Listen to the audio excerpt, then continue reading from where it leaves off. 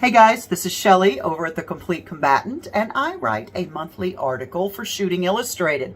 I like to do a video of these articles. I usually just read them right off the screen here. And the reason I do that is because I'm dyslexic, which means that videos and images in conjunction with other learning styles helps me retain things and even learn quicker. So I'm wondering if maybe you do that as well. If so, these videos may help you a little bit. So here we go. This is from my November 2023. This is called Understanding Reactionary Zones, and this is part 1. More room gives you more options when things get weird. Scenario. It's a bright sunny day, and you have just arrived at your local big box discount store. The parking lot is pretty full, so you have no choice but to park around the middle of the lot, which is not as close to the door as you would prefer. You get out, you lock your door, and you start walking towards the entrance when you notice someone leaning against the building right by the door. You think to yourself, well, that's odd.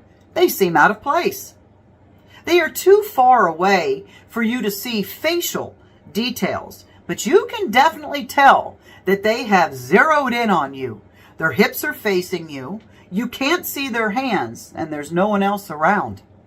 Do you continue to walk towards the entrance, which means you are walking towards the threat? Do you turn and head towards the other entrance? You know this store has 2 entrances. Do you turn around, get back in your car, and leave?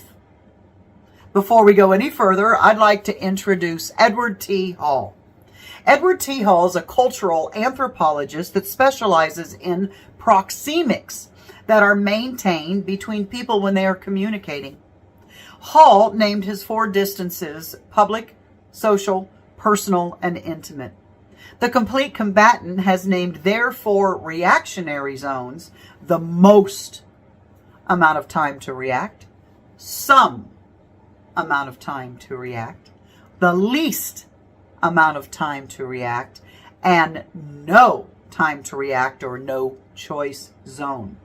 In Reactionary Zones Part 1, we will be focusing on the Complete Combatant's most time to react distance. Per Hall, public distances for normal, healthy adults range from 15 to 25 feet. There's no physical contact, and there's very little direct eye contact, if at all possible. Public distances like shopping centers, city sidewalks, airports are all designed to maintain this type of distance, public distance. Think about the last time you were in the airport. You have your carry-on luggage, you're walking towards your gate with only one goal in mind. I hope I have time to get some coffee before the flight. Are you looking at every person you pass? Are you smiling and making eye contact? Or are you minding your own business and just working on going from point A to point B? My guess is that you are not stopping to speak to every person you see. In fact, you are probably avoiding eye contact altogether. That is just fine.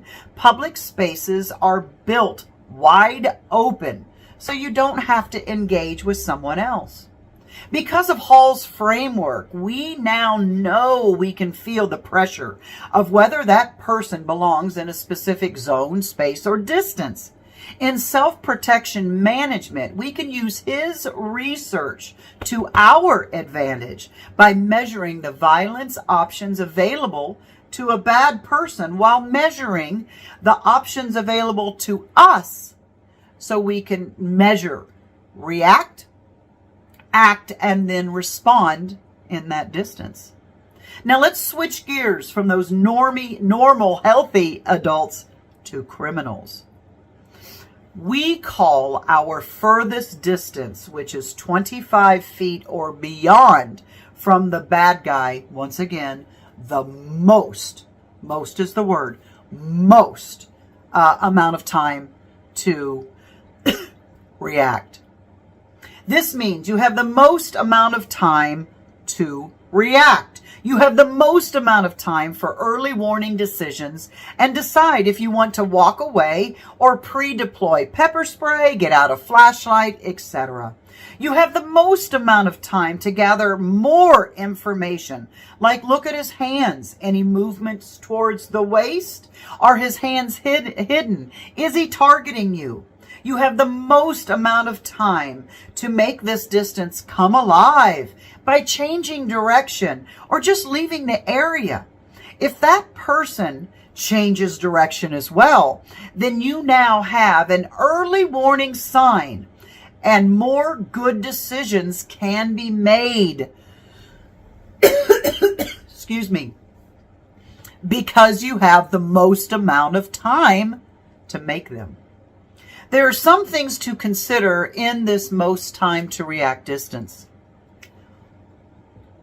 You don't want to try to manage him. Meaning you don't want to yell at him or try to converse with him in any way at this distance. Hey, dude, are you going to rob me?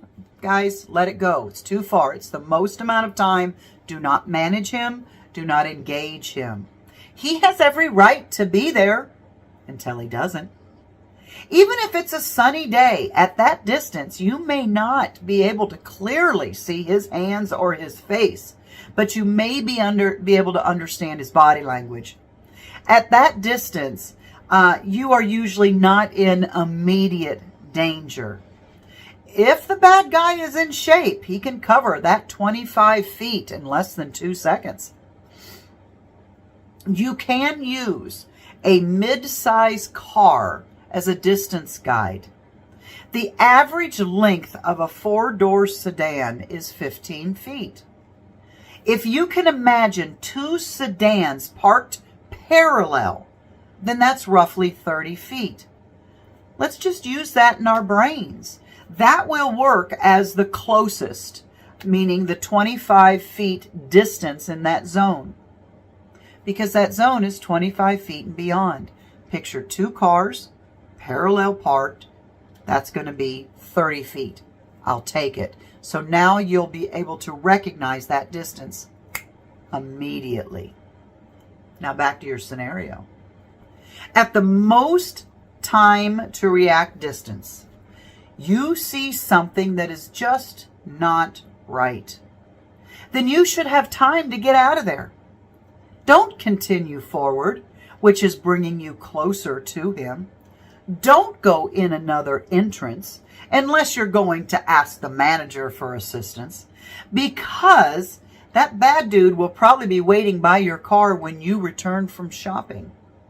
Please just turn around, keeping an eye on him, and briskly walk back to your car and leave. You can go shopping at another center, or you can return here at another time. Please join me next month where we'll be focusing on Hall's social distance and the complete combatant's some time to react distance. I hope this helps, guys, and thank you, Shooting Illustrated, for letting me share some of my thoughts. All right, guys, have a great day. Bye.